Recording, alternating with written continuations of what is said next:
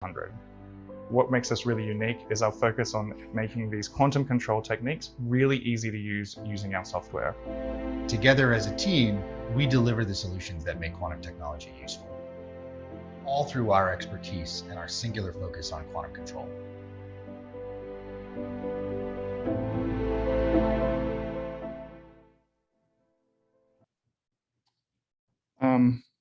Great.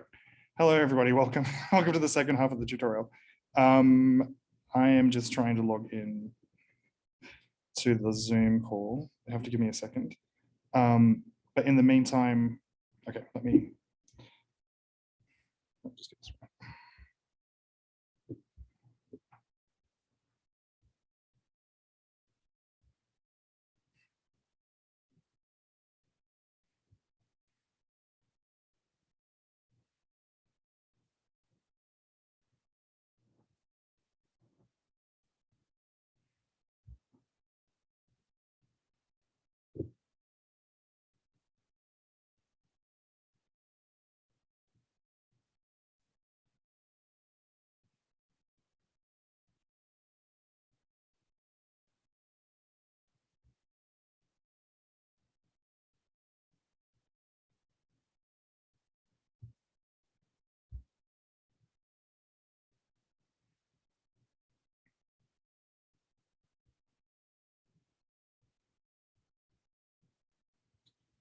Okay.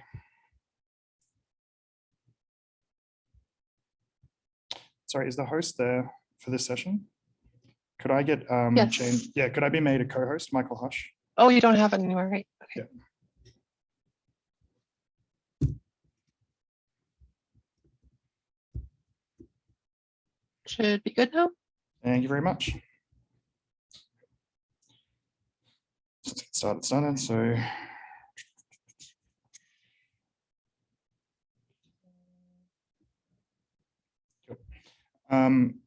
okay, so welcome everybody. Hopefully not many new faces, but there are a few. So I'm Michael Hush. I'm running this tutorial today on using quantum control to improve the performance of your quantum technologies. So the first half of this presentation was all about the work that we had done at Q-CTRL to improve the performance of quantum computers using quantum control techniques. The second half is going to be just a straight up Python tutorial, let's say. So I'm going to go through code with you, get you running with some notebooks, which show you how to use quantum control, and also set some problems, which I'll get you to give you some time to solve yourselves and give you some help. And hopefully we can, get you all some hands-on experience in actually doing quantum control. So for those who weren't here in the first half, there's a link here to a Google folder, which has 3 notebooks, which I need you to download for this main part of the tutorial. I'll put it in the chat as well for everyone on Zoom. Okay. And for those who are attending, you can use that QR code to grab it. And then the next thing you're going to need is the link here. You'll also need our package called Boulder Opal. So Boulder Opal is our Python package for actually solving quantum control problems. You need to have a Python instance to get it running. Hands up who has Boulder Opal installed now, ready to go? Yep, a few of you. So for those who are a bit behind, I'll go over the notebook and then there'll be a bit of time where you can try and install it yourself. But I might jump into the actual notebooks today immediately. So I talked about these 3 paradigms of quantum control. Today, we're going to do 3 examples, one with optimal, one with robust, and one with learning control. First, we're going to optimize a transmon. Then we're going to do robust control for a neutral atom in a cold atom interferometer, for instance. And then finally, we're going to do some learning control from improving a superconducting qubit device. So, okay, the other thing that I was going to show you a bit today was this control strategy approach that we have. So it's often difficult to choose what the right control method should be for any given problem. So what we've done is we've set this article up, which basically allows you to have a decision tree of how to decide what control process to use in order to get a result from that device. So our first problem is going to be the optimal control. So I've already kind of jumped to the punchline of what we're going to use, but we're going to consider optimizing the state transfer of a transmon. So we're going to look at, we're going to consider a transmon which has a well-known Hamiltonian. So it's got a Hamiltonian with some anharmonic term, which we don't have control over. Then we have the ability to apply a time-dependent microwave drive, which is shown as gamma, okay? So the question we want to ask ourselves is, how can we design controls for these gamma fields, this microwave drive, to achieve, we're going to do something very simple. We're just going to do a state transfer. So I'm going to assume that our transmon is prepared in the ground state, the computational ground state, which I've mislabeled as 0, but it's actually going to be the lowest energetic state we're going to call 0. And then we're going to use optimal control to come up with a pulse, which will move that from the 0 state to the 1 state. So what would happen is the key sort of, if it was a 2-level system, this optimization problem would be so trivial, it's silly. It would be completely analytically solvable. So this is almost the most simple, barely non-trivial control problem, where what's the challenge here is that a transmon is not just got 2 states, it's got multiple states. So, and that anharmonicity results in each of the states having a higher and higher detuning as you go up. So the challenge is, how can you design a control pulse which will efficiently get you from the 0 state to the 1 state, where at the end, the other higher level excitations of that transmon are not excited. Okay, so I'm going to show you how to program this in Boulder Opal, and then we'll do an example where we make it a little bit more complicated. So when it comes to actually solving these control problems, what we do is behind the scenes, and kind of what always ends up happening is you need to solve an optimization problem. So you typically want to find, you try to reduce the problem down to minimizing some function, some cost, which is a function of the parameters of the controls that you have. So the first, one of the early steps we do is we want to parameterize what this actual control field is. So in this particular example, we're going to consider a control field as being a time-dependent microwave pulse. And then each segment of that control pulse will end up being a parameter that we can optimize. So we're going to keep the sort of the time steps fixed and then optimize the actual independent segments of that microwave pulse. This is a pretty standard format if you're trying to run things on superconducting devices. This is the format they prefer. But you can actually also optimize the times in between as well with the package if you wanted to. Fortunately, you won't actually see this in detail. This is happening behind the scenes. But what happens is then, if we want to do a state transfer, what we can do is look at simply performing an integration of Schrödinger's equation with this Hamiltonian. And so the final state of that equation ends up becoming, at time t, ends up becoming a function of the parameters of this pulse that we apply. So this final state, for as far as the control is concerned, is just some function of p. Then we define our cost function as the overlap between the final state as a solution of Schrödinger's equation and the target state that we want to achieve. And we ask our optimizer to minimize this cost function. And so the good thing about this cost is that you can pretty easily show that the only state which will satisfy this equation and get to 0 is when the final state of Schrödinger's equation exactly matches the target state. I will maybe talk a little bit about how this actually is done behind the scenes as we go on.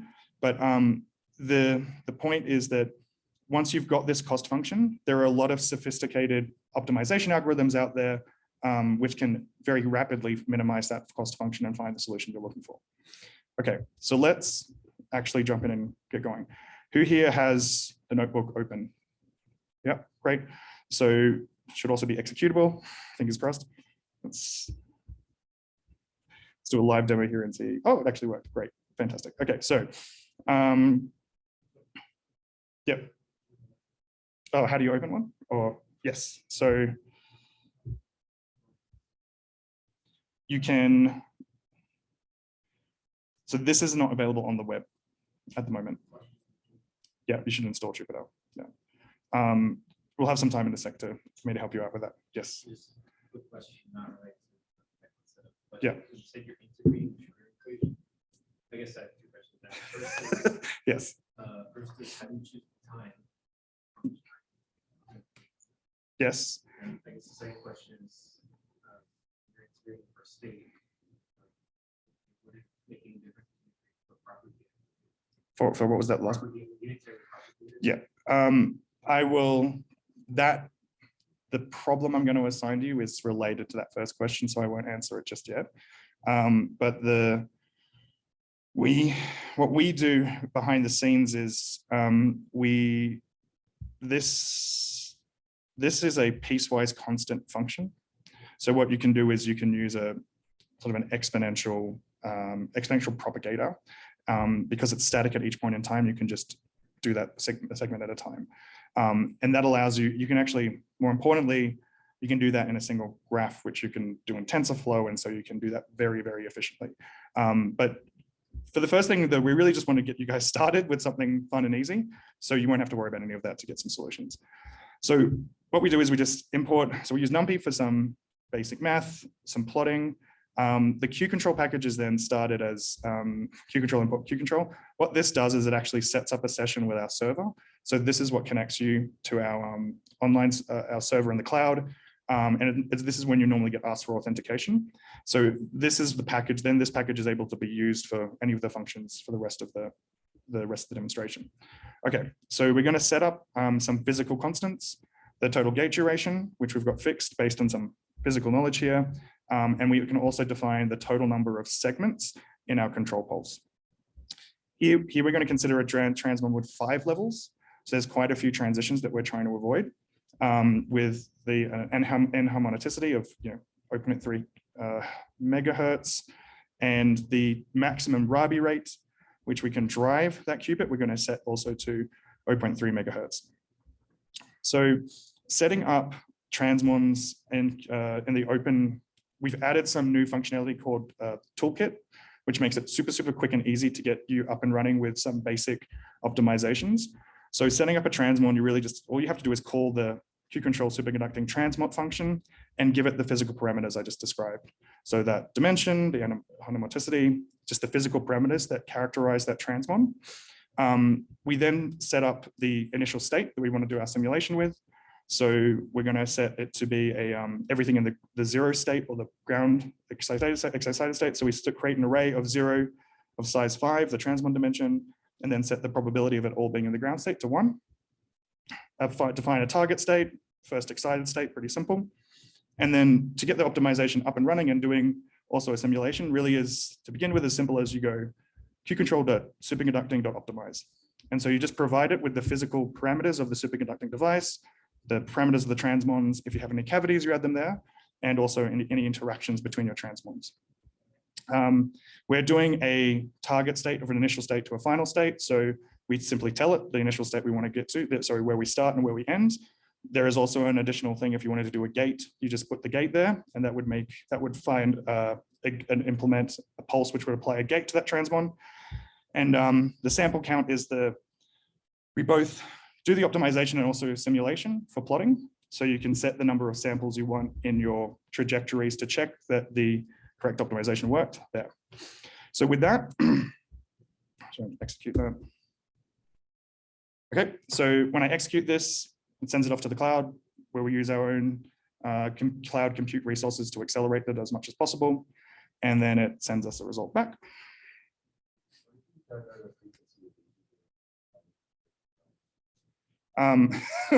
Then you don't want to do optimal control, basically. So everything that we're doing now. Yeah. So if I was trying to implement this on a device, then I would allow it to recalibrate often, the bulk properties, so the total duration and the total amplitude. Normally that's sufficient to calibrate it to get it working. Yeah. And we would also recommend you use the learning control to do that. So you would calibrate it using the learning control later on. But overall, I would never recommend you do optimal control on a real device. So I'm showing you this because sometimes it's nice to feel like you've achieved something. and optimal control gets you that feeling pretty quickly, because you can just, as you can see in a few lines of code, we've already got a new optimized pulse. We can check that it works. So we can just output a plot of the dynamics.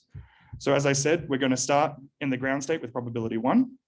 And then as we apply this optimized pulse, you can see that it's taking the state eventually entirely into that first excited state, with all of the other states having no population. It does so in a funny way. So it does populate the other states to get there. So in between, it's going to excite a whole bunch of levels and before it brings you back down, which might not be something you want. So the first problem I was going to give you is, I'm going to add, in the second example, what we did is, I'm going to imagine that I'm running this and I'm like, oh, I don't want this higher expectation. I don't want them to occupy these higher levels. I'm going to pass it through a filter. So I'm going to pass it through a band filter in an attempt to make sure that these higher level excitations don't get excited. So in this simple package, all we do is we add a cutoff frequency.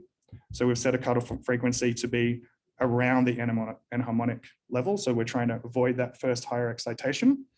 And then this now passes the pulse that we generate through a bandwidth limited filter. So you can see here, this is what's actually going to hit the qubit after it gets passed through a bandwidth limit. But the problem is when I add this bandwidth limit to the control, I don't get a good fidelity. Okay, so I get 0.5 by 10 to the minus 5. And if I look at the simulations, it's not achieving the control goal I wanted. So the reality of quantum control most of the time is you won't be spending your time as much on trying to invent new optimization techniques. The main problem is the physics of the device itself. And often you have to figure out, if I want to achieve this goal, how can I change the geometry or change what I'm trying to achieve, change the restrictions of my optimization to get there. So the first challenge I've got for you all is, can you change the parameters of the optimization pulse only and get a higher fidelity gate? So things that you're allowed to play around with would be the gate duration, number of segments, and the gamma max. I'll give you some time to give that a go. And gamma max is the maximum Rabi rate of the applied pulse. Yeah. Is this doing like some variant of grapevine? This is definitely what I would call, some variant of grape. Grape is actually a very specific algorithm. Yeah. So it's not doing grape.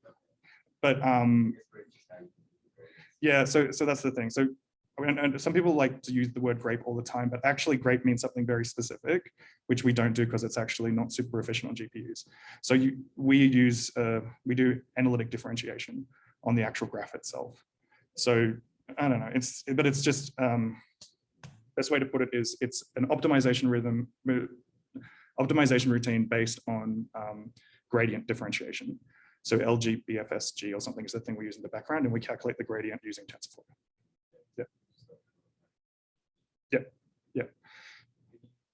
Optimize, you have to fix the number of segments.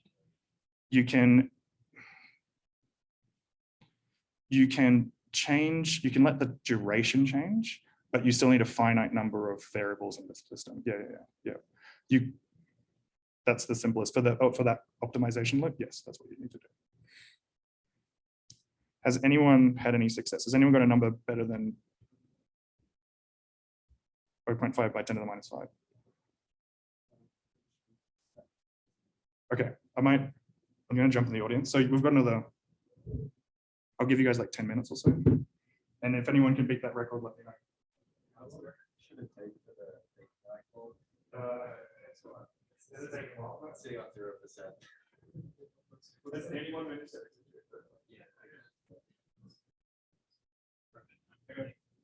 Yeah. So let me find this. If you are experiencing some slowness, behind the scenes, currently everyone's hitting the same server. So we have a feature coming out called single tenancy like next week, where every single individual person has their own server, basically their own instance. No, not in the next month or two. But if today we're having a lot of trouble, I'm going to feed that back to the development team. But if anyone gets stuck completely, also let me know. Yeah.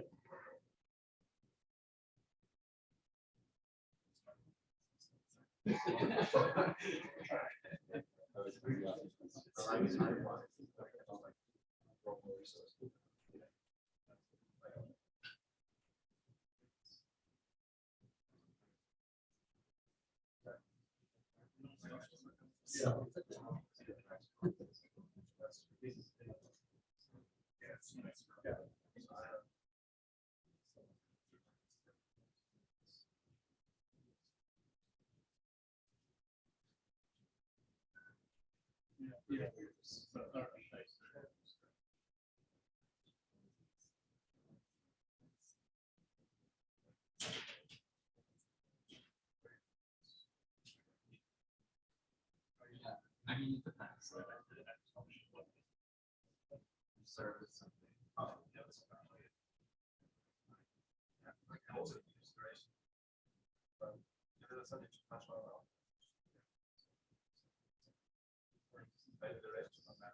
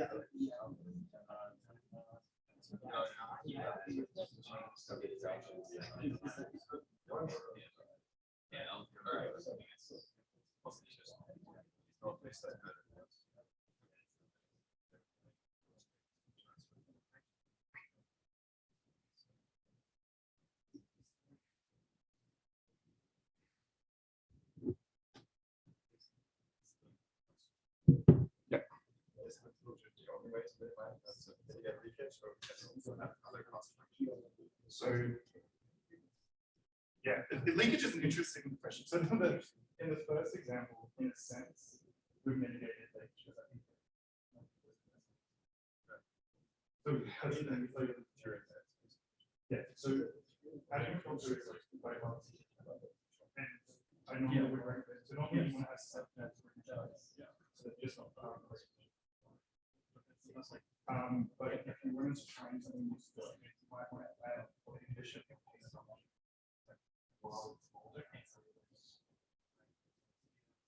but we honestly yes. That's the best way.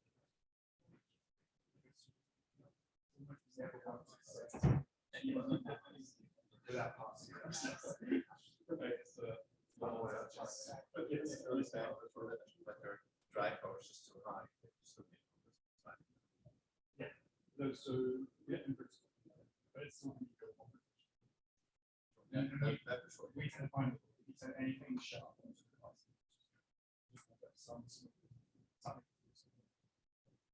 How do we can see like a high pass, low pass filter, and low pass, which is implemented through a convolution. But no, it's a high. It's like a single function. Yeah. So full on just high.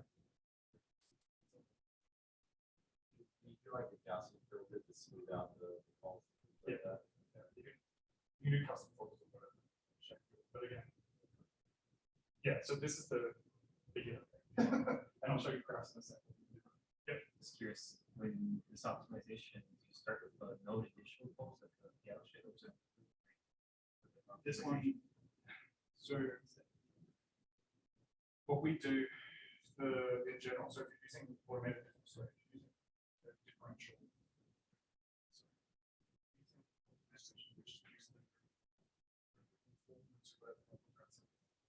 So what we tend to do is just randomly initialize the values on the drivers. And so what we do is we start with a whole bunch of randomized this and just use whoever finds the lowest. Which one of my strong optimization hypotheses is that there's nothing for a lot of problems.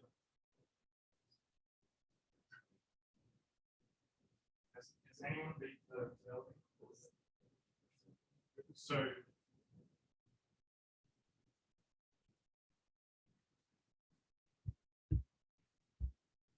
the optimized infidelity with the bandpass filter is about 50%, which is pretty bad. So has anyone got something low by changing the parameters? Yeah. And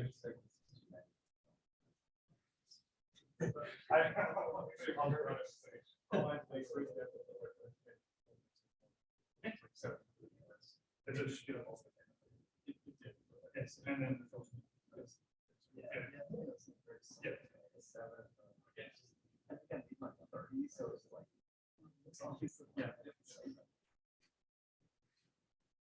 okay, so I will try and implement such a solution and see how I go. So one of the simplest approaches is increasing the gate duration. So the bigger story there is, hopefully you looked at it and you saw that there was just, the bandwidth filter was giving you very little variation when it actually got to the device. So what you need is more time for it to be able to shape the pulse and achieve anything at all. So if we increase the gate duration to 10, this is running, okay. Let me wait for a sec. So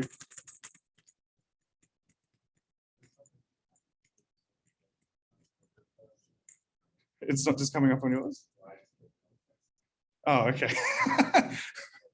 I just installed everything. Yeah, I'm the chief scientific officer, so I literally just press buttons until it works. Like, I have no idea what I've installed on my device. I'm not one of the actual developers, but I'm using the Jupyter Notebook instead of the lab. I don't know if that makes a difference either. So you can hit the stop, but that time, sometimes that doesn't work if it's off in the sky. So you go to Boulder.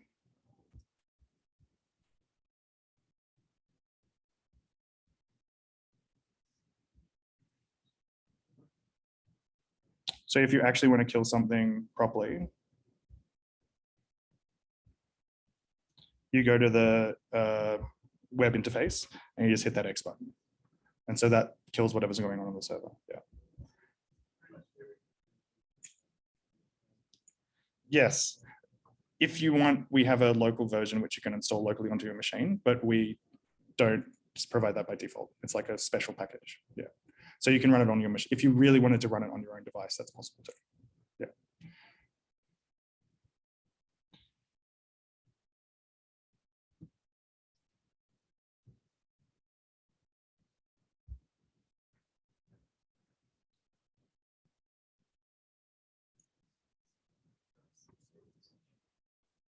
Success.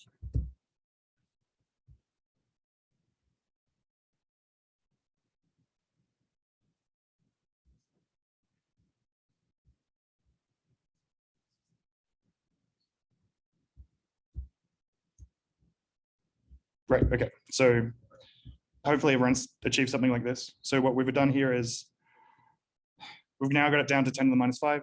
So it's about as efficient, like about as good as it gets. Behind the scenes, it's found this pulse shape, but more importantly, this is what's hitting the device. So it's actually able to achieve some type of gate because it's been able to change the parameters of your pulse so that it's able to change the shape. And the other nice thing when I do this is now I'm not populating those higher states much at all. Okay. The main reason I wanted to show you this is it's just a little bit of a taste of the reality of quantum control. So if you go out into the theory land and there are all these theorems about controllability and what can and can't be controlled, but it's actually completely unsolved given a finite duration and finite energy. There's very little you can do to figure out if something is actually possible without just doing it yourself. And there is no theorem, there is no nothing you can do. You literally have to just run simulations. You often have to look at these outputs and say, like, why was I not achieving the goal? Was it because I didn't have enough energy? Was it because I didn't have enough time? These are the questions you should be asking yourself. Yeah. Cool. So that was like a baby start. If you want to do some homework, it's very quick and easy actually to do C0 gate with 2 coupled transforms. Give that a go. But now let's move on to more serious business, which is robust control. So as I mentioned before, if you went and tried to implement that on a real device, it's often very challenging because the parameters are not exactly known. If you add a bandwidth limit, you might get something which is okay, but it's typically better to try and add some degree of imperfection about your model so that, and in particular, if you have some parameter uncertainty, so if you don't know something completely, you should add that in as a noise process when you actually do your optimization process. So now we're going to try and do a slightly different problem. So we're going to reduce the complexity of the dimension of the system. We're going to just consider a 2-level system. This is a problem which is actually really relevant to something we do in our quantum sensing side. So when you're trying to make a quantum sensor with neutral atoms to measure accelerations, what you do is you prepare a sample of atoms in some superposition state, and then you drop them and you let them fall at different momentums after giving them a momentum kick, which splits them into a superposition between 2 different momentum sites, and then recombine them after they've been allowed to fall for a while. By doing that, if you measure the interference that occurs between those atoms as they fall and combine again, you can measure incredibly precisely the acceleration that occurred during that falling period. So it presents really interesting robust control problems because you start with a warm cloud of atoms. And that warm cloud of atoms will not have, every single atom will not have the same frequency because they're moving around a bit. So there'll be some Doppler shift. So when you try and shine your laser onto the atoms, they'll have a slightly different detuning. So the problem is, how do I develop a pulse which is able to still correctly transfer the atom state, even if they have a slightly different detuning from your central frequency, which you're trying to shine on them. So we can come up with those pulses using robust optimization. So what we do is we now treat the Hamiltonian as a stochastic Hamiltonian, where we're going to add a stochastic variable sampled from a normal distribution for the detuning of each atom. And then the question we're going to ask is, can we design a optimization pulse, which again, we're going to try something really simple and just do a state transfer from a 0 to a 1 state. In reality, you probably want to do a gate. There's a whole bunch of complexity with regard to phase that you have to worry about, but for today, we're keeping it simple. And so the optimization problem changes from doing a cost minimization of a deterministic function to doing a cost optimization of a function which is the expectation of a whole bunch of different stochastic Hamiltonians. So a lot of the features stay similar. So we still actually propagate everything with TensorFlow, calculate derivatives using an analytic engine.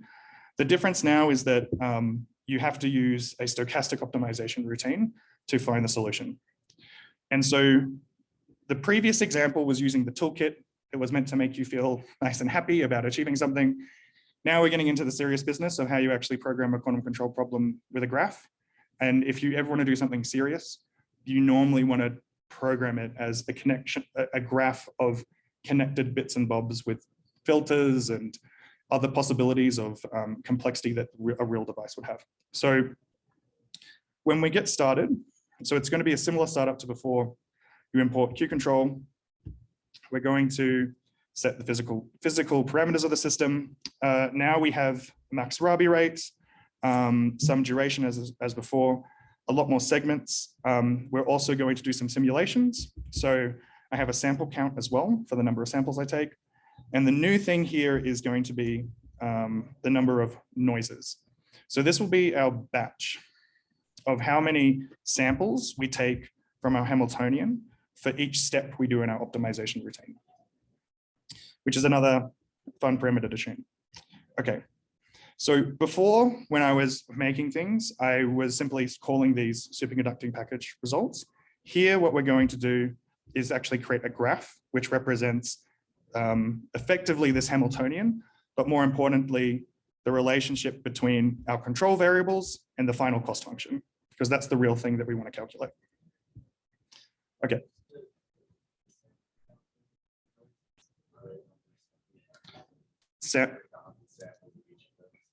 The sample count is literally just the steps in the simulation. It's got nothing to do with the optimization. Yeah, so let's like take it out. Yeah, I should have it conceptually separated as a simulation thing. Okay, so let's get started by creating our first. So we always start with what we're optimizing, because that's like the beginning of our process. So we're going to create a complex optimizable piecewise constant signal. So the second you get into the depths of things, the terminology becomes a lot more intense, but it is somewhat transparent. So it's complex because we have a complex drive. We have a real and imaginary part like we did before. The optimizable part is telling us that these are the variables which the machine, like the optimization routine, can change. And then the piecewise constant is referring to the fact that our elements of our pulse, each part is piecewise constant. Okay, next, we again have the number of segments. I'm using more segments this time. Segment count is another thing which you often have to tune to figure out to give you more controllability. Duration, as we understand before, maximum Rabi rate. And then the important thing is, as I build my graph, anything that I care about, I'm going to give a name. So that sounds like a strange thing, not because I have an attachment to it emotionally, but because if you want to export something at the end, and if you do an optimization, the optimization routine will minimize the cost, but what you really care about was the value of the drive, the value of the optimization routine that gave you those numbers. So if you give anything that you want to output at the end so that you can actually use it, give it a name. And you can do that to anything in the graph. You could give it to the state, you could give it to the signals that you're driving, constants, anything can be named and output at the end. Now let's start to construct the Hamiltonian. So we take the real part of that signal, multiply it by a poly X, and the imaginary part of that signal, multiply it by a poly Y. That's the same mathematically as this term. We're just implementing that as a graph. So we've taken our drive and we've lifted it up now to be a Hamiltonian. So this is now an operator. It's doing this right now. This is building the graph. Yeah. Wait. So this signal ends up looking like an array of information with regard to things which can be optimized and things that are fixed. So this is an array which has like all the amplitudes are variable, and then the durations at the moment are all fixed numbers. And then every time, it's almost like it's very much like with NumPy, when you have a tensor or an array, you're just doing operations on that to build a bigger operation, let's say. Yeah. So maybe if you're used to doing things in time, it might seem a little bit confusing, but what you're doing is we're building a graph of the whole thing. Because if you tried to build a graph of and propagated it along, when you're doing an optimization, you care about optimizing the whole time. So we're building up a graph which represents the integration from the beginning to the end. Yeah. Yeah.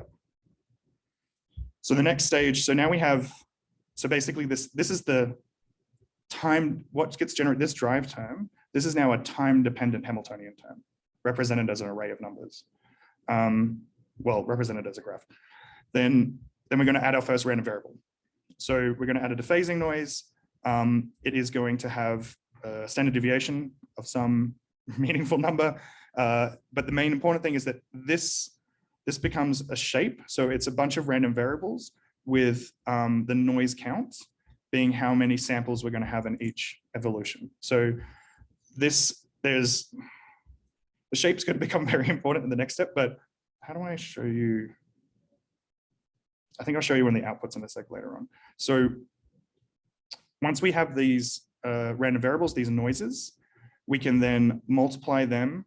We can turn them into something, a piecewise constant function. So we change them into a function of time so that they're constant across the whole integration. And then we add, we multiply that noise process by the poly matrix. And so now we have a piece of the graph which represents the time-dependent part of this Hamiltonian with some stochastic noise. And so finally, we take the dephasing term and we add it directly to the Hamiltonian. So the Hamiltonian is a simple addition now between those two parts of your graph. And this is now a graph which represents the time evolution of the Hamiltonian as a function of the things we can control.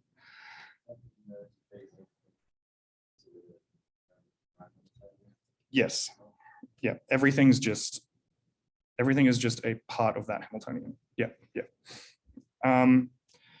This is a little bit, so once you get to the Hamiltonian, we don't want you to sweat too much. So you now just say, I want an infidelity from that Hamiltonian hitting this target, because I want to do a X gate. We're going to try and do a not gate in our operation, a flip. So with this part, what this does is then takes your Hamiltonian, applies that time exponential unitary to every step. So it does all of that heavy lifting for you. And then finally, the cost is going to be the sum. So we average over all of those noise realizations and calculate the infidelity and then divide it by the number of noises that we had. So the cost now becomes a stochastic piece of it becomes, what I've implemented here is not quite this, because this is the true expectation over all variables. Instead, I'm making a stochastic subsample of those variables. And if anyone has done stochastic optimization, they will quite rapidly see why I decided to do that. So the rest of this is just me also setting up in that same graph. Fun little thing you can do is add a little simulation node, so that once you've done your optimization, if you want to just figure out what the evolution looked like, you can add an additional graph. So we make a graph which gives us the unitaries. We apply it to an initial state. So we choose a ground state. Deep behind the scenes, if anyone has been really ahead of the curve, they might understand why I'm doing this. So what we need to do is apply a unitary to the initial state to get the answer. But the point is that there's a unitary, there is now a noise index for every noise realization we have. We then have a time index for each point in time that we have, and then we have a 2x2 matrix at the end. And so the correct way to shape things to apply a matrix is to do a 2 and then a 1. So this now, when applied, and that unitary is applied to that state, will give us a set of states for every noise realization and every point in time. Then we go and hit stochastic optimize. So what I'm doing here is I'm making some things a bit more transparent, because you often have to actually worry about this when doing stochastic optimization. I'm also getting it to output the cost over time, which is not something we saw before. Before, we just saw that the cost at the final endpoint, and that was really easy because it's optimal control. But when you're doing stochastic control, it often helps to also see the history of your costs. We are going to use what still I think is state of the art for stochastic optimization, which is an Adams routine. So what that does is every single step along the way, it's going to do a new resample, calculate a subsample of the cost, take a step according to the derivative of that stochastic cost that we calculate. And then every time it takes a step, it recalculates the noise and takes a new step.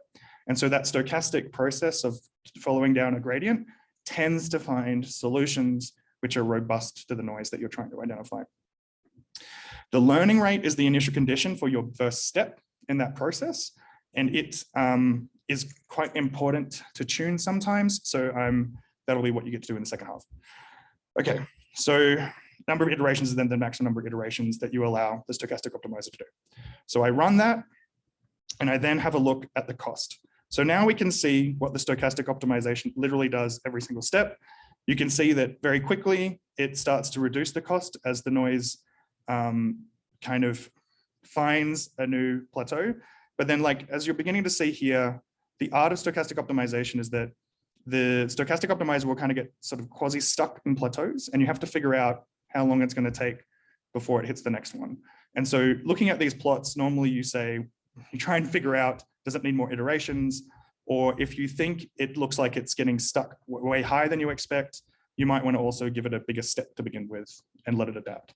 So in any case, this one's kind of been pre-tuned by me beforehand. So the optimized fidelity we get is 10 to the -3, which is pretty great. So when I look at the pulse, it happens to look like this. Some wacky doodle. It's got a little bit more structure than before, but this is the pulse it came up with for optimizing that you would apply to your 2-level systems.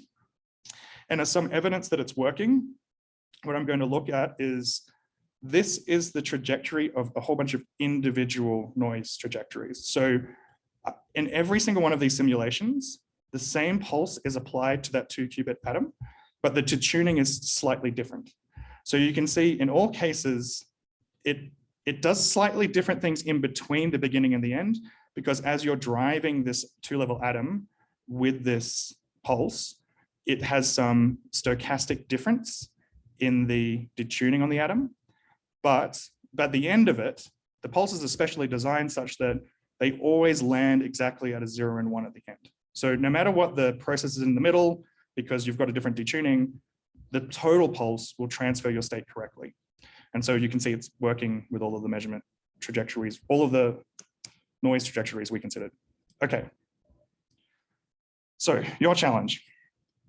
I have now set up an even more difficult stochastic optimization problem in the sense I've added an additional noise term.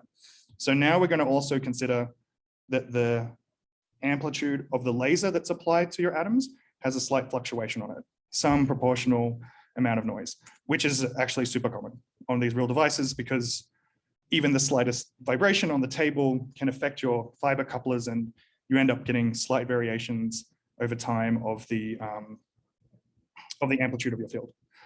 So the graph, everything is pretty much the same, except we add an additional stochastic noise process. And then when we add it to the Hamiltonian, we multiply the drive terms now by an additional noise, which adds a little bit of fluctuation. Cool. So infidelities, calculate the same, everything is da, da, da, da. So now your challenge is, I've run that again. The quality of your optimized pulse is less. There's more noise. So now I've got 10 to the minus 2. Challenge now is, can you tune, instead of choosing the physical parameters of the control, now have a go trying to tune the parameters of the stochastic optimization to try and get a better pulse. So you could change the learning rate or the iteration count, experiment and see if you can beat 10 to the minus 2.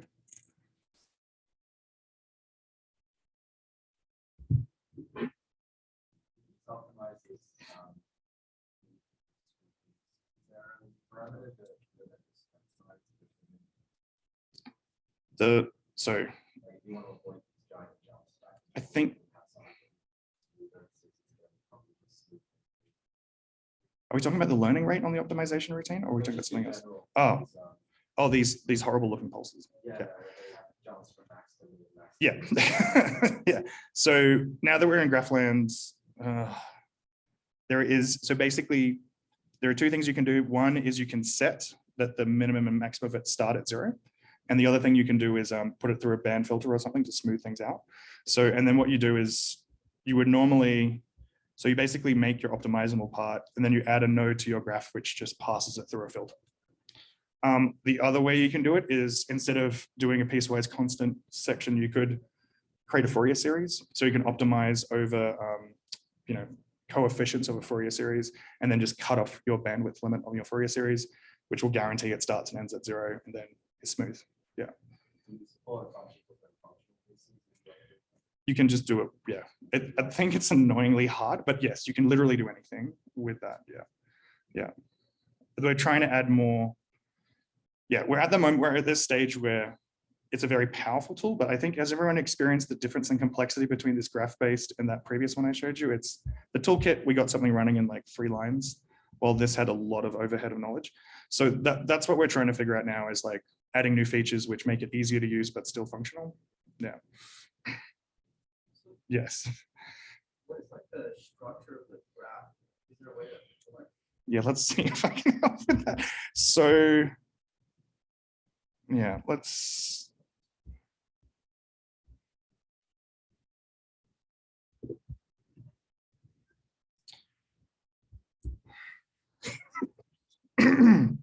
Sorry.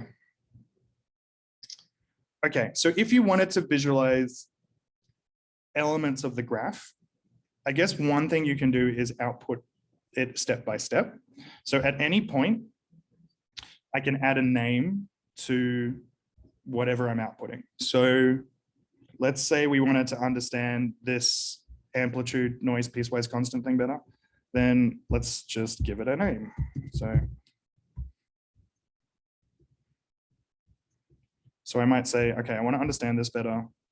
So I add what shape to my output nodes.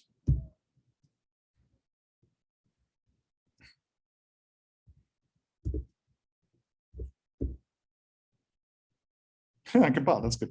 Okay, so then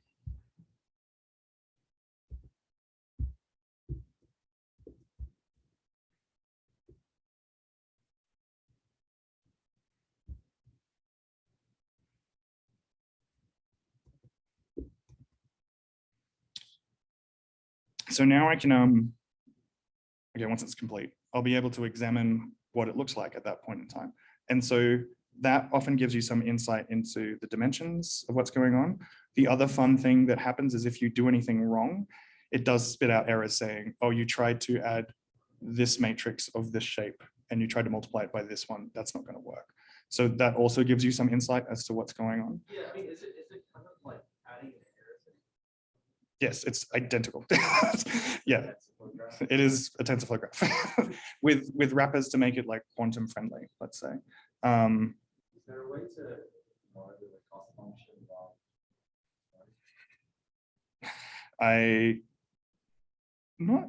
the only thing we can do at the moment is you can look after the fact. Yeah, so that's what those historical things was doing. Yeah, it's just you look.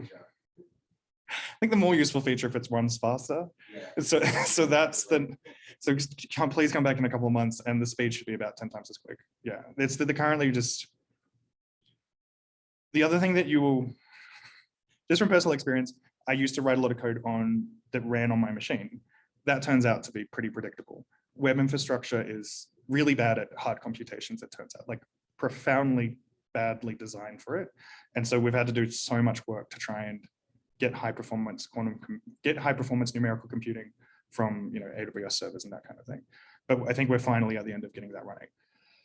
If you install it on your machine, it's pretty easy to use now as well, and that's always an option. Yes. Yeah, this is really this question of smoothing out the posts.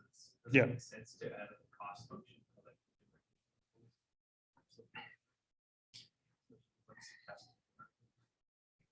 This is a good question. I think this is the big fundamental question about, do you add things to the constraints or do you add things to the cost? And I would say we lean towards adding things to the constraints, because if you add things to the cost, you just have to do more work to figure out how to add a sufficiently big coefficient on your cost to make sure it doesn't do what you don't want it to do. Because there's nothing worse than giving it he's like, I've got a maximum Rabi rate. I'm going to penalize you 100 if you go higher than this. And then it goes and does it anyway, because like, I don't care about the costs, it's better than nothing. And so that really pisses off experimentalists. So like if you're working with experimentalists and you give them something which doesn't fit the device they want to run it on, they just are very unhappy, which is why we move more towards hard constraints. But you can do you could always just put in the cost as well. Okay, what shape is shape? Okay, so this is giving me. I think that's what you meant to discover. So did you try increasing the number of iterations?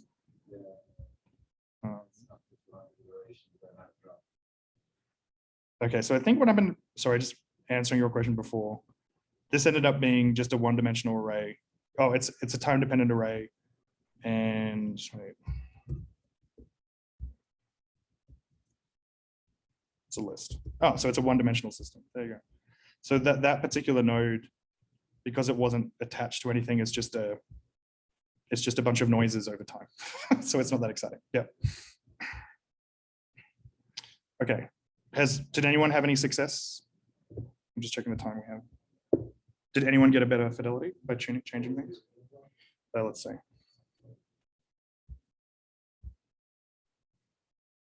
(10 to the -2? No, okay.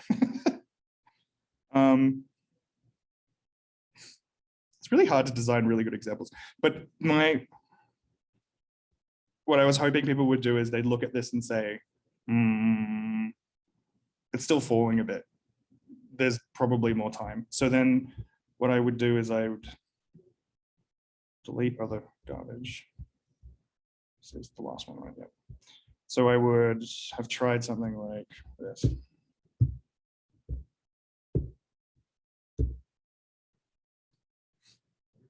This is the challenge with. I was kind of serious when I was saying the difference between stochastic optimization and optimal. Like it's we're actively thinking about how to do this better, but like the solution in machine learning land is they just do huge hyperparameter optimizations with closed loop stuff, which yeah, it's hard. Yeah, and it, I haven't successfully done it. I just sort of, when I used to do more machine learning, I just have a feeling for what I needed to do and it would kind of work out. But it was really hard to pass that on to a student and be like, just got to feel it out. So it's a big, yeah, it's a big outstanding problem. But the rewards are big. So like the control pulses that we've been able to get for the cold atom device, like you can increase the flux of your atom. You can increase the flux of your detection by just using control tricks, which people haven't used before. So there is real gold if you can put the effort in. Yeah. Okay, it's being, this one's a bit slower because it's taking, okay. So no one beat it that time. No one, okay. No, there you go, you got that. Yeah, and what did you change? Iterations in 1200. Okay. I don't know if learning, what is that? Learning rate. Yeah, so what the intuition there is, normally if your learning rate is too large, you'll see that it's really unstable and going all over the place. So you can see it's relatively stable, which indicates it might be an appropriate size. But if it's too small, the rate at which you'll see it tends to get stuck for longer. And so the art is like, if it's getting stuck and sort of very slowly falling down, you might want to up the learning rate. But if you go too far, what you'll find is it starts just doing this and never staying in a bottom. Atom is adaptive. Yeah. But that's what's so crazy about Atom is that it's still pretty sensitive to that initial. Yeah. I really wish that there was an intelligent way of just letting it figure it out, but I haven't seen that yet consistently. The step size of, so you can imagine what we do is you calculate the graph, you calculate the derivative of what it looks like to go down to reduce the cost. Because yeah, so this cost is a function of your cost parameters. I can analytically differentiate it with regard to P. And so that tells me what's downhill. And then I take a step based on my learning rate of how far I want to go downhill at a time. And what the Atoms optimizer does is it tries to figure out how to adjust that learning rate so that it appropriately stays close.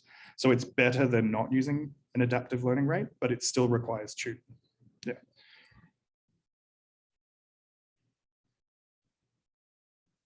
No. Is someone else using the Q? Okay, let me check. There is someone else. Yeah, so that's the only challenge is if you use someone else's account, you get stuck in the same queue as them. So I might have to kill someone else's. Okay, let's see. Not when we add single tenancy. So when we add single tenancy, you'll be able to choose how many you run in parallel and everything.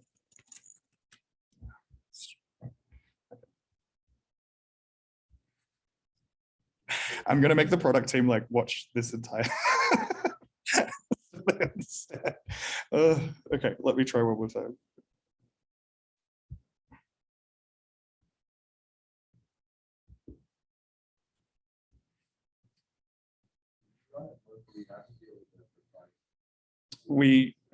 So we provide it locally to people who we think are reasonable, but we compile it as much as we can as well. Yeah. Yeah. Compiling code it just gives protection from people who are being, it makes it a little bit harder, but yeah.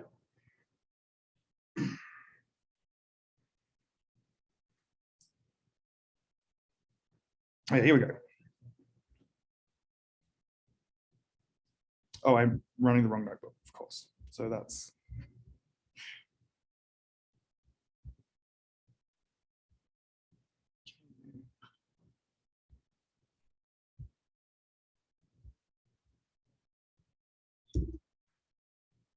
Okay, in the meantime, I might have to come back to this one. Oh no.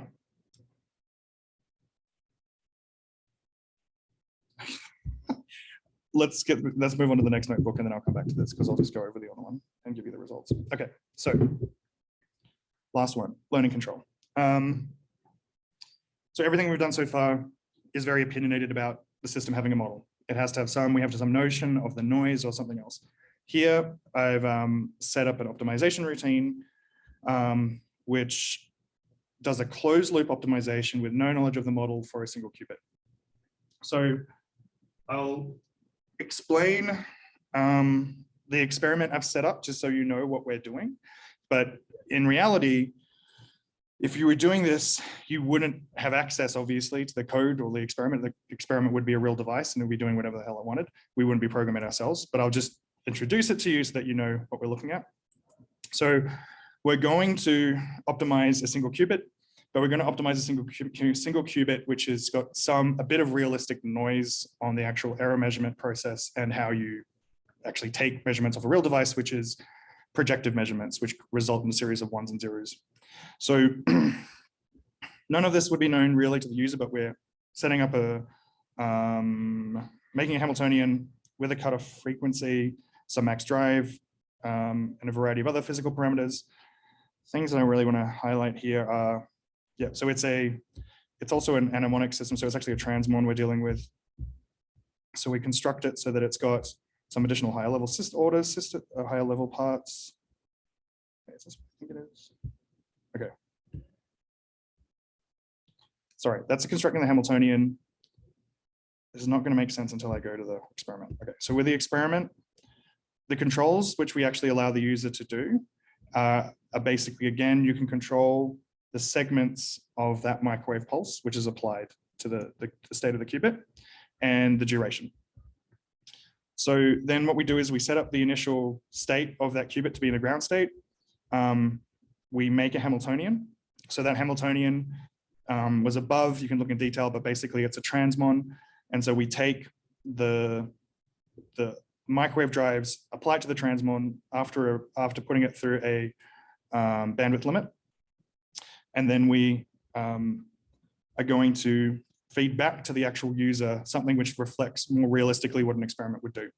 So to do that, we calculate the final unitary of the device. We also allow you to repeat the unitary a few times, which don't worry about that for now, but that might be a trick you might want to think about for the problem.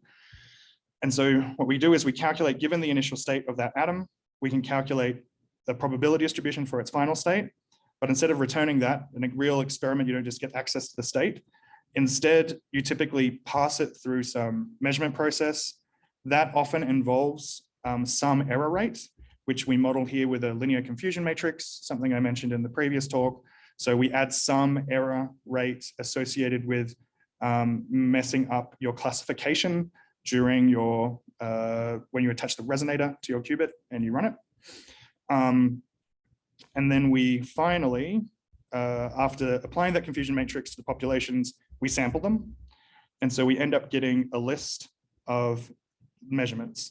So what the experiment returns is literally a list of 100001, which would, and occasionally a 2, because it's a transmon. So that reflects what you would get on a real device. Then with that information, we leave it up to you to design your cost function. So we're going to try and create a transfer of the state from the 0 to the first excited state. So if you were given 128 measurements of your experiment, what might be the first thing you do to calculate, to create a cost function to try and make it go into the first excited state? What would be the simplest thing you do? I think I threw a lot of words at everyone very quickly. You have a qubit, a transmon qubit, 3 levels. I've run a pulse on it, and it's going to give you a bunch of probabilistic measurements of 0, 1, or 2. And so you can imagine you get a strings of zeros, ones, and twos. If I wanted to figure out, if I wanted to make a cost function, which I wanted to minimize, which made sure it finished in the first state, I want to encourage my, what do I want to encourage my measurements of the device to be? Yeah, do you want it to be, well, you want it to be the one, you want it to be in the one state. So you want it to be yelling, throwing ones at you? Yes, so that's basically, you just count the number of ones. So basically we just count the number of ones and the cost is the negative of that number. So we call that the fidelity, is the number of times it's in the one state, average it, which is kind of like an estimate of the probability, and put a minus sign. I've also put a 1 here to make things nicer, but if I deleted the 1, it's just, you're minimizing a function where you're trying to get it to 1. Okay. Now let's actually do some so now that we've designed the experiment, I'm going to run, we're going to have 10 segments in our control, which we're allowing the optimizer to do. We're going to give it a duration of, that's just the physical duration. This is the number of test points. So we actually run it 32 times every time we try to calculate a cost. And this is the number of projective measurements that we run from the experiment as well. So we initially then have to provide it with some random set of, yeah. This is the batch size. Yeah. Yeah, so this is the number of like we send at a time. And so this is, we have to give it some initial distribution with our optimization routines. So we just also set up, we set up the original pulses to be a random set of pulses between -1 and 1 for each of the segments in that pulse.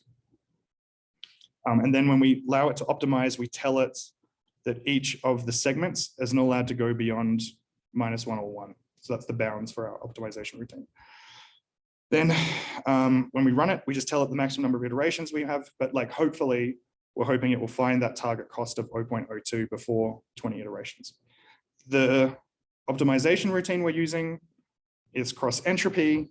It is kind of terrible. I would not recommend using it actually.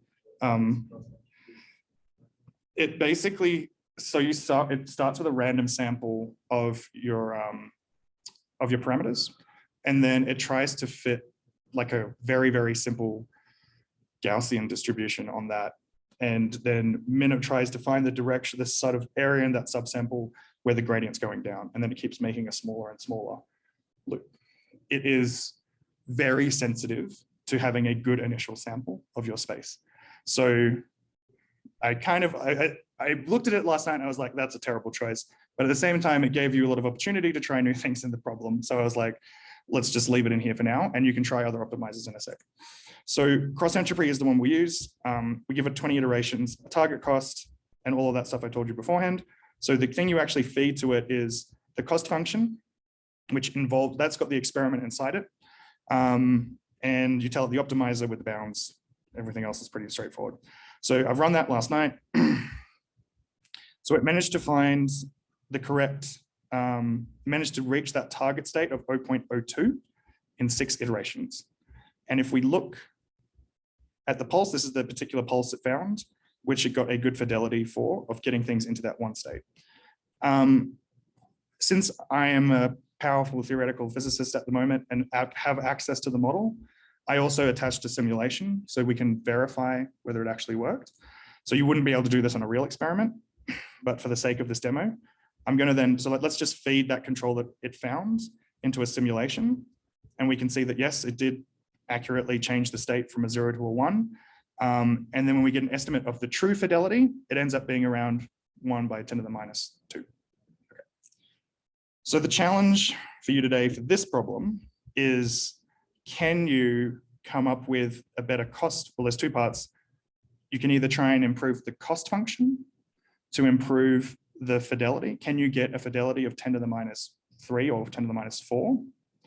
And then the other challenge is, okay, if you're not, you might want to try and change the cost function first, but in either case, can you try and also use a different optimization algorithm to get an improvement? So what is the step here? Is it just running the circuit? Yeah, you're asking about the fake experiment we're doing, right? Yeah. Yes, What yeah. if you're doing a real experiment? Right. Yeah, so it does depend on the algorithm. I think all the algorithms at the moment are designed to be batched. So because we were very biased towards running things over a web API. So normally what we do is you'd send a series of, if we're using it on IBM, for instance, you would send a batch of circuits with each of the pulses that you're testing, and then a measurement. In this case, you would just do a projective measurement. So you could do that in one circuit. But if you are doing something a bit more interesting, like you want to make sure you get the phase right, you would also send a circuit which does an X measurement or a Y measurement or some other information that you feed into the cost function. So normally, the cost function is built from multiple experiments that are run. And you have to decide the best way to do that. Like their applications. That's in fact, yeah. So can you come up with a better cost function? And the hint there is what I allow you to do in the experiment is as a repetition of the pulse. So if you set the repetition to 10, what this is designed to do is it will run that pulse 10 times before measurement, which is a way of amplifying the noise. So that is a hint around if you were to design, if you want to give it a go and improve that cost function, maybe try and construct a cost function with some repetitions. Yeah. In the meantime. Okay. Yay. Oh, wait. Okay, I technically did improve it, but managed to match your. So just in that robust optimization, giving it more time was one way of getting it to do better. It does turn out that if you change the learning rate, you can do even better as well. Full. You can do both, but the full picture is here in this article. So this is an example of a series of trials where you've been changing the learning rate. And so for that particular problem, if you set it, I think it's surprisingly to 0.04 for 4,000 iterations, you can get a cost which is quite low, almost down to 10 to the minus 3.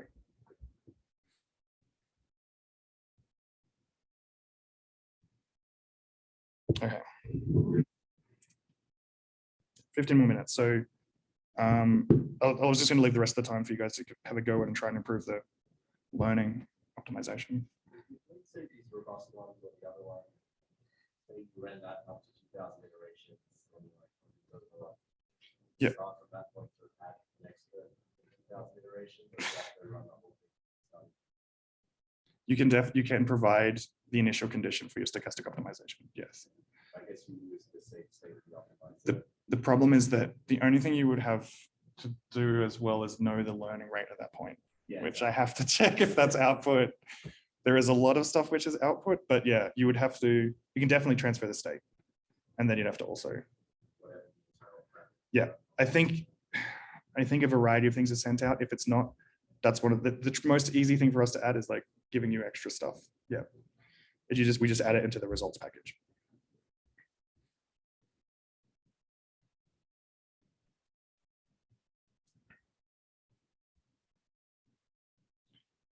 Is anyone trying?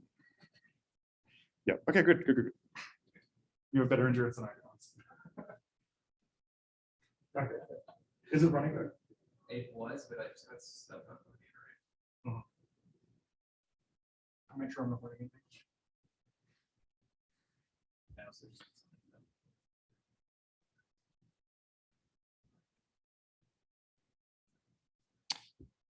Yeah, so that is the other cheaper way. Well, that's the other expensive way of achieving a similar goal. Yeah.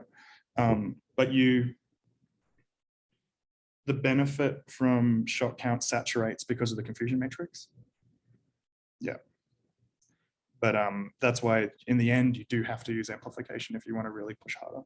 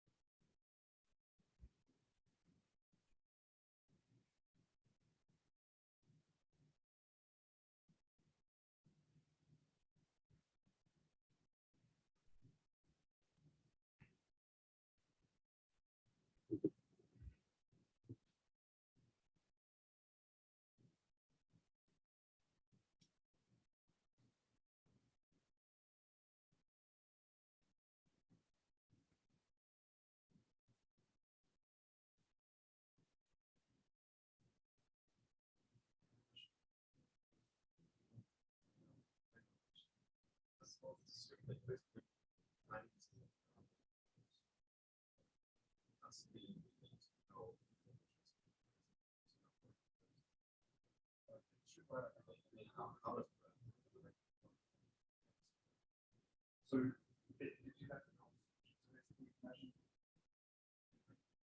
yeah, so you said help with the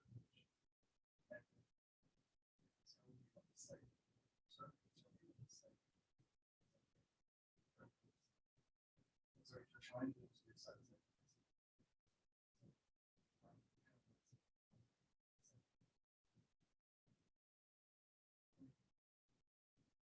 this is a very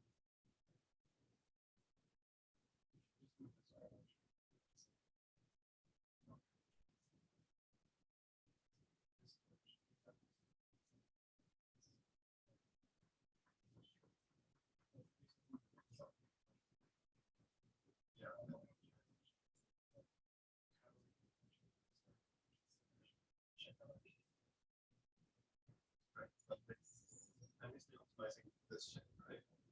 But every single second. every single second, right? Yes. And this shape basically modulates the other length. How do I know what the Q is? For our Q is. Because I don't know the Q is. Like, You're asking like, so this is sort of like design of the idea that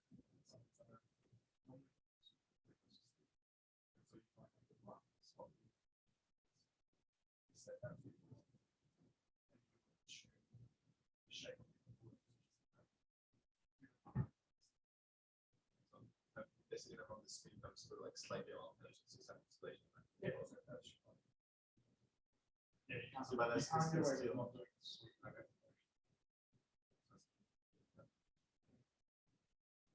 Although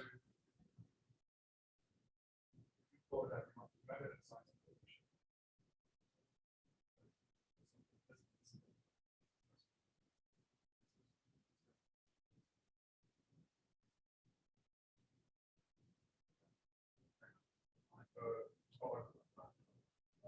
So probably doing that.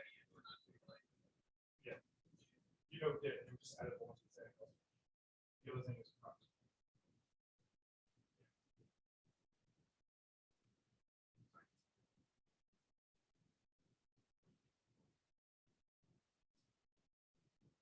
I would make more like a one that's it's like I don't know, everything's like Oh, right. So I just hold on.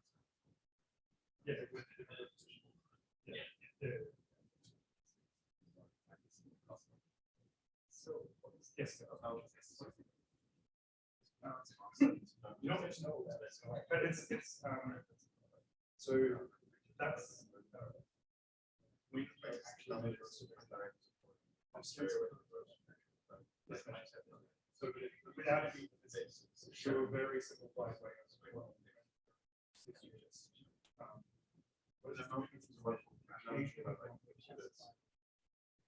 which is normally on the student advice That's the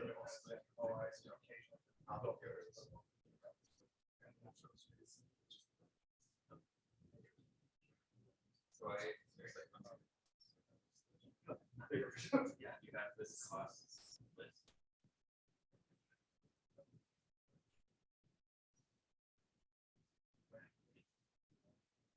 Yeah, I guess that would make sense. Yeah. And then we'll just return some. So you'll, yeah, so each one of those will have to make and then just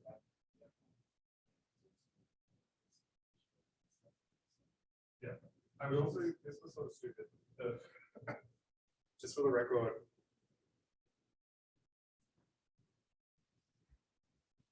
So when I made my cost function, I added a 1 to it, a little.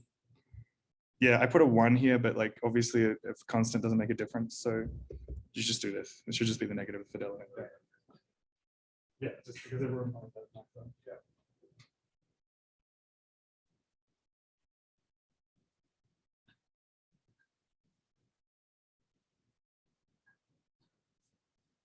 Given this what amount of work to use maybe a representation. Yeah, so the package is made to do that pretty readily. You can, for example, also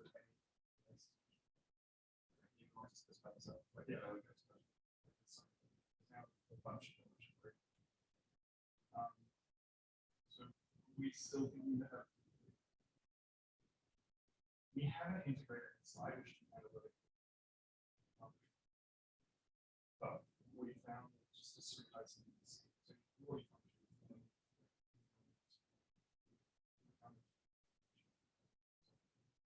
but in principle,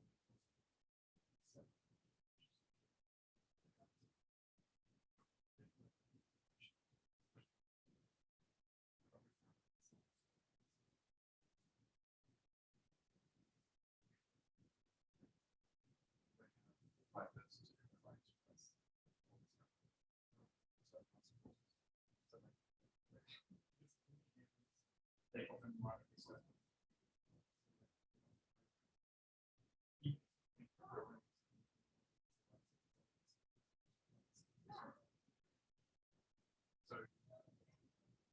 normally that's the outcome. But they like it to be these less than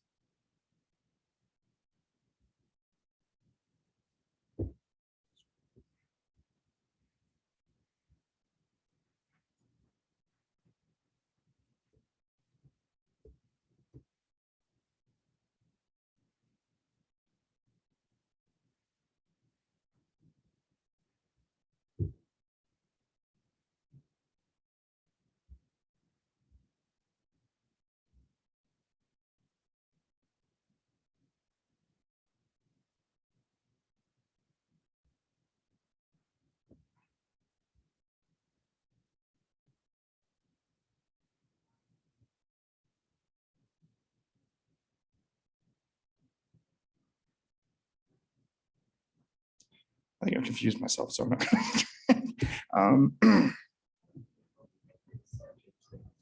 yeah, this is the one thing I didn't try and fix myself.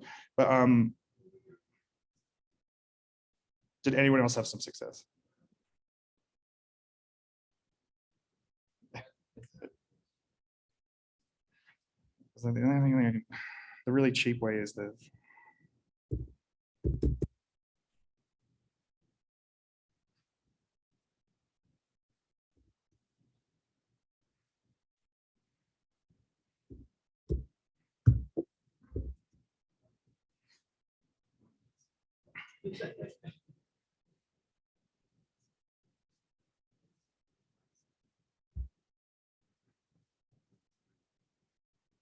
-3. It's pretty good. Oh, okay.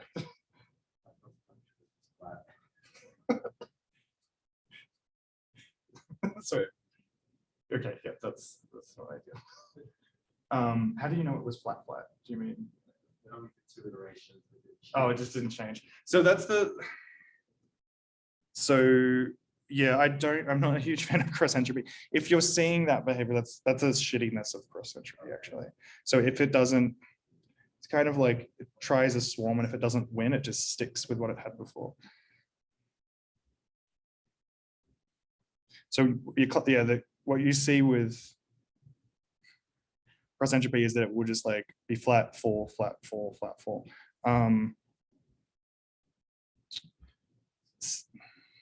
What's the output? It should eventually be. Is it like sending a new job? Yeah, so what you're seeing is like at the moment, it's actually sending a new simulation. So the thing that's running is the experiment.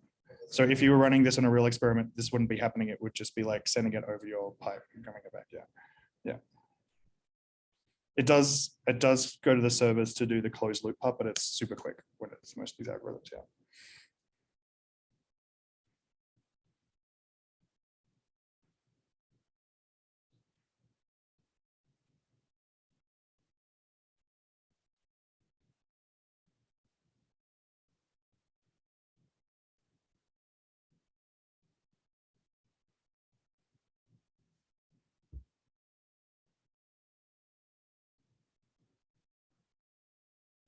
Okay, I think that's.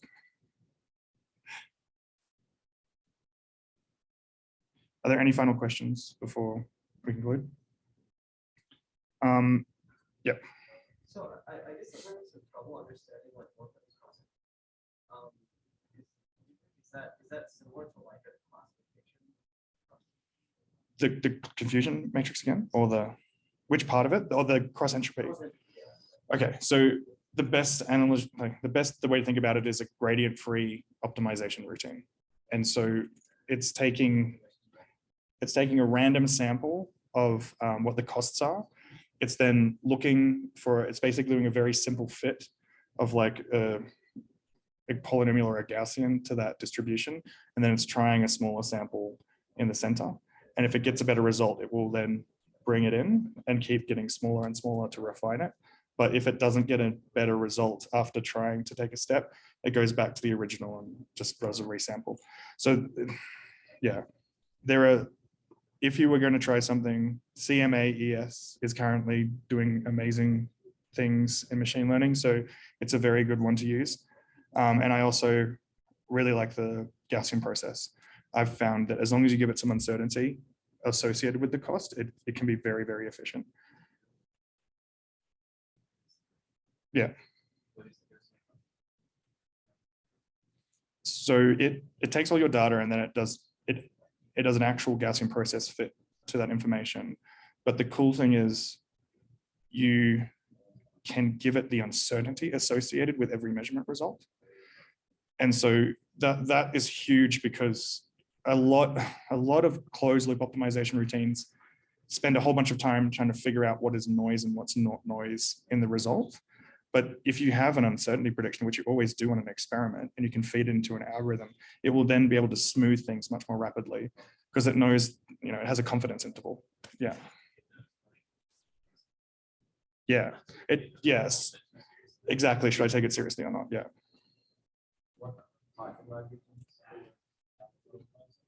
I think we might have implemented it ourselves because I gave the development team too much time. But I used to use scikit-learn. Scikit-learn's got a very good implementation. Yeah.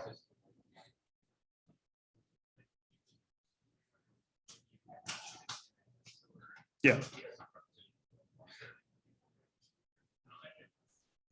I think at the moment, this is an open research question, which we're trying to, I think we're going to take it on and get a better decision. But I think my current thought is you're best off actually running a few of them and then checking which does the best in a given wartime and then committing. That's my current thought about how to do best. Yeah. Okay. I think that officially ends our time. So please come. I'm actually here for the rest of the conference, of course. I'll be at the Q-Control booth at the back corner of the exhibitors hall pretty much all of tomorrow. So if you try any of the problems and get stuck and want some more advice, please come to me. And thank you all for coming. Hopefully you learned something hopefully you felt like you got something, achieved something with the optimal control and learned the true difficulty of real control. That was what I was really aiming for. Yeah, and thanks again.